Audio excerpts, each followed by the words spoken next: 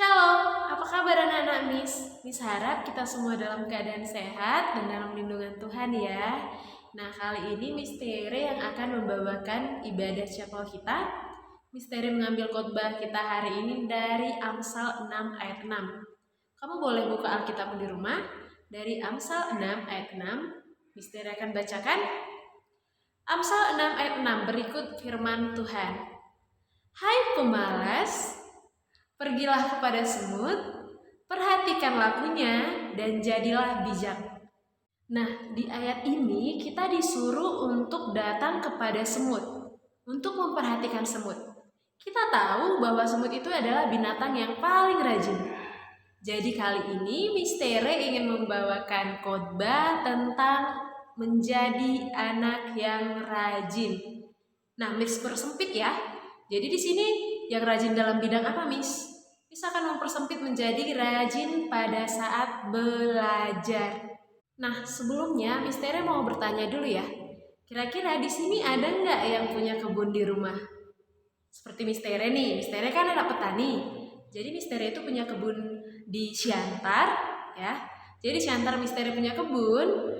Di kebun Miss Tere itu bisa ditanami berbagai jenis tanaman. Contohnya nih padi, atau contohnya cabai, atau juga sayur-sayuran.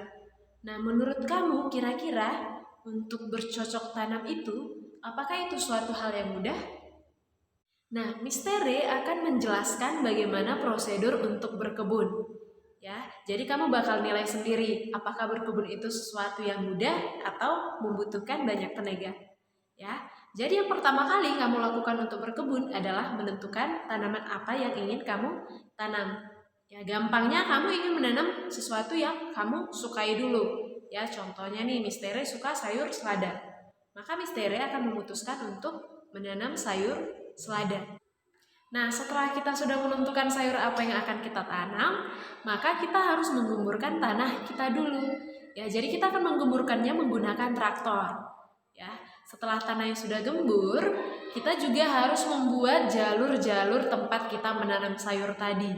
Ya, setelah kita buat jalur-jalur tadi, barulah kita bisa untuk menanam bibit-bibit sayuran kita. Ya, jadi kita sudah selesai menanamnya. Apakah kira-kira pekerjaan kita sudah selesai? Tentu saja belum, bukan? Jadi apa yang harus kita lakukan? Kita mempunyai waktu untuk beristirahat, tapi tidak waktu yang lama ya. Karena apa? Ya, kalau tanah kita kering, ya apalagi belakangan ini kan cuaca sangat panas kan. Nah, berarti kita butuh untuk menyirami tanaman kita tadi. Ya. Nah, apakah pekerjaan kita sudah selesai? Tentu saja belum ya. Karena kita masih harus menyiangi kebun kita. Apa sih Miss yang dimaksud dengan menyiangi? Menyiangi itu adalah membuang segala sesuatu yang seharusnya tidak ada di kebun kita. Contohnya rumput, ya, agar tumbuhan kita dapat bertumbuh dengan baik. Nah, setelah itu barulah saat yang ditunggu-tunggu datang, ya. Saatnya untuk kita memanen hasil dari kebun kita.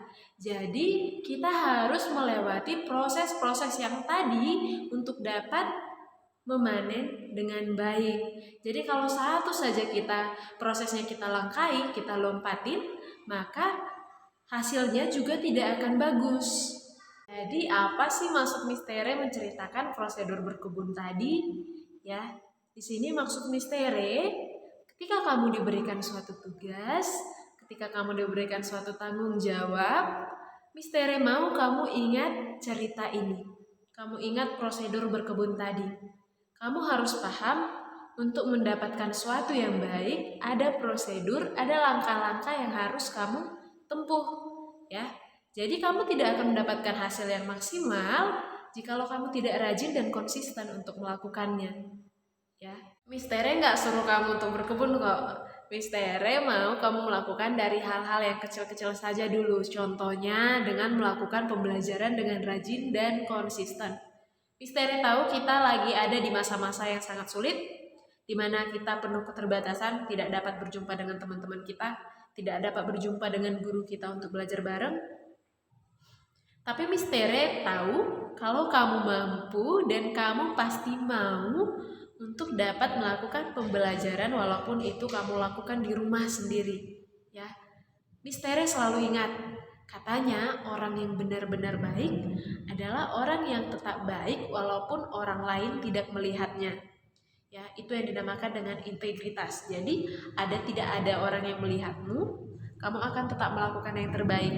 Demikian juga dalam pembelajaran, tidak ada gurumu, Miss yakin dan percaya anak-anak Miss di sini semua akan melakukan yang terbaik. Kamu akan tetap belajar dengan rajin karena kamu tahu itu adalah hal yang menyenangkan hati Tuhan. Oke, sekian khotbah dari Miss Tere. Mudah-mudahan semuanya dapat terberkati. Tuhan memberkati.